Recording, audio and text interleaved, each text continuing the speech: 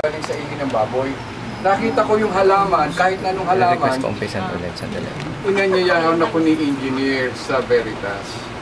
Narinig ko po Ang kayo. sabi ko, mana from heaven, hulog ng langit.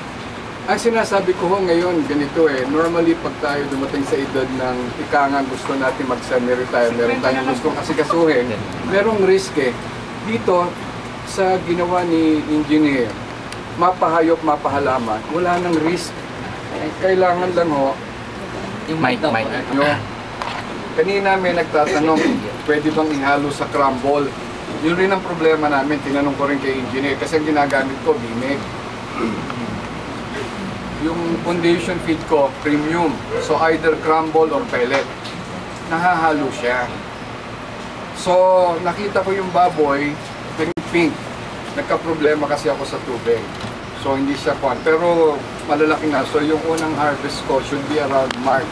Kasi yung galing ng December Pero sa mortality, tumaas ako ng mortality dahil pag nagkulang ka ng tubig, hindi mo nalilinisan, malaki mortality mo. Yung produce ka ng November, ang mortality ko, hindi 3%, 3 baboy. Sabi ni engineer, bakit meron ka mortality? So ni-review namin, mali ang prosesong ginawa ko. Dapat doon pa lang sa pang-anim na araw pa lang ng biik, ginamitan mo na ng mataas na dosage, tapos pababa. So yung kanyang kwan, ibinubos mo Hindi ko pa na-check, pero parang wala akong mortality Meron nagtanong kanina sa tao, pwede ba sa tao? Ginagamit ko yung gamot. Kahapon nagpa-check ako sa ospital kung ano yung aking mga kwan. Kasi na-bypass na ho ako Na-heart attack na rin ho ako. Tinawag ko kay engineer yung resulta. Ngayon, sabi ko hulog ng langit. Ang Los Baños, marami tayong tinuruan dati. Noong ating teknolohiya, hindi ba ho yung IRI noon pa yan, mga 30 years ago? Hindi ba yung tinuruan natin tayo yung nag-aangkat sa kanila?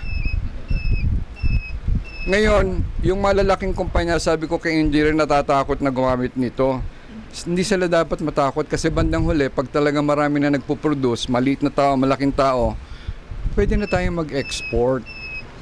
Ngayon, wag na natin sabihin organic, sabihin na lang natin, dahil yung magiging resulta niya, wala siyang gamot na ginagamit, hindi siya ini-induce, malalasahan nyo yung pagkain ng unang panahon, nakokonti pa ang tao. Ganoon kasimple. So ngayon, saan kayo makakahanap ng negosyo na wala kayong halos risk? Lahat naman kayo, I'm sure meron kayong lupa. Lahat nag-aalaga kayo ng kambing. I'm sure yung iba sa inyo nag-aalaga ng ibang hayop. Sundan nyo lamang. Walang tapon. So yung dumi ng baboy, pinatabi ko na. Yung kay Mrs. Villa, meron daw 4 na puno, nilagyan ng gamot, nalasahan ng hapon, kinokontrata ng hapon, akala hindi niya alam na 4 na puno Nung nakita niya 4 na puno, kinuha na rin, binayaran na in advance. Nakita ko yung mangga. Yung mangga, iba lasa ng mangga. Alam niyo naman ng mga hapon they will pay whatever price for the highest quality. So, hindi dito pinag-uusapan kung magkano ang input, kung gano'ng kalaki. Ang pinag-uusapan rito, meron kayong kaalaman, ito iba to doon sa ibang mga sinasabi, kaparis nung yung kanyang G2. Sisimplify ko ho. Normally, kay Ernie Baron, detoxification. Pag sinabing kumain ng gulay, mga alkaline, yung kay engineer, yung cell. Yung mismong mga kwa natin, yung DNA, yung talagang ikangang powerhouse. Yun ang kinuha niya. Sa akin simple lamang, gagawin kayong bata. Yay! Hindi alam niyo kung bakit, magpaliwanag ko. Ako na-bypass na ako. Na-atake na ako sa puso. Nung ako na-atake sa puso, yung isa kong ugat, barado 100%. Yung isa 70%.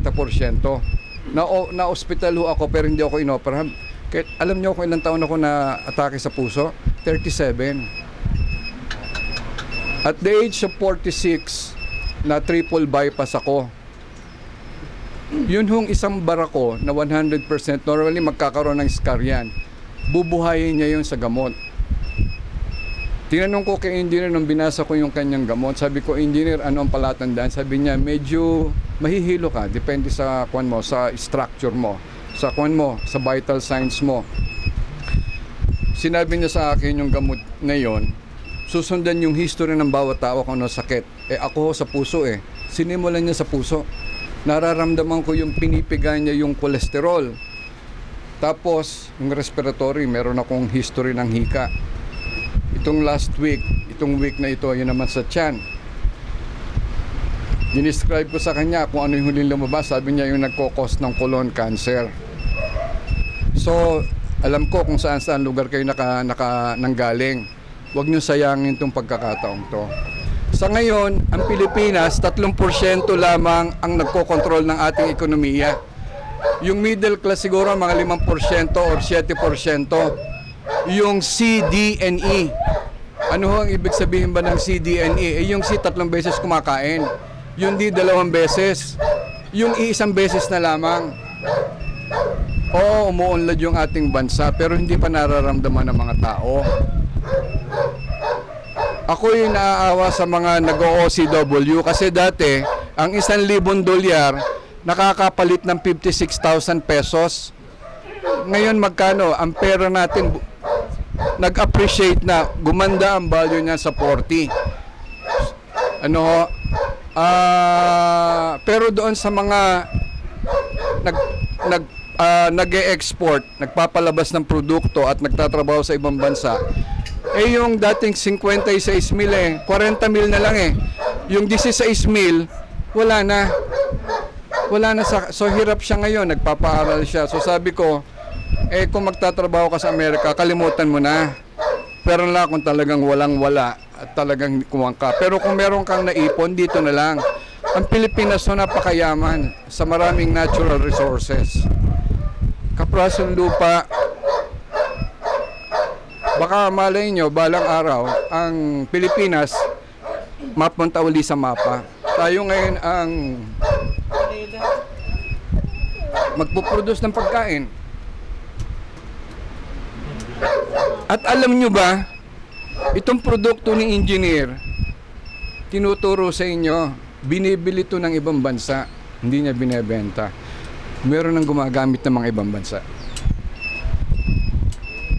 Pinakita ko sa kanya yung article minsan, sinasabi roon, darating ang panahon, ang buhay ng tao, ang edad ng tao abot ng 300 to 400 years. Binasa ko, sinabi roon ng 3 rason kung bakit. Isa, ang mga tao ngayon, mapa-Pilipino, concerned na sa health. Gusto nang humaba ang buhay. Kaya mahilig sa manok. Hindi ho ba? Kasi walang masyadong kolesterol. Pangalawa, marami ng produkto ng pampabata. Pangatlo, nanotechnology. Yun yung nanotechnology, yun yung art ng pinapaliit lahat ng bagay. Yun yung kanyang ginagamit na na-discover niya. So, kapares yung sinabi ko hong gamot, papabatain kayo. Kasi tatanggalin lahat ng sakit nyo, ibabalik kayo para kayong bata. Sa normal, yun ang ibig ko sabihin.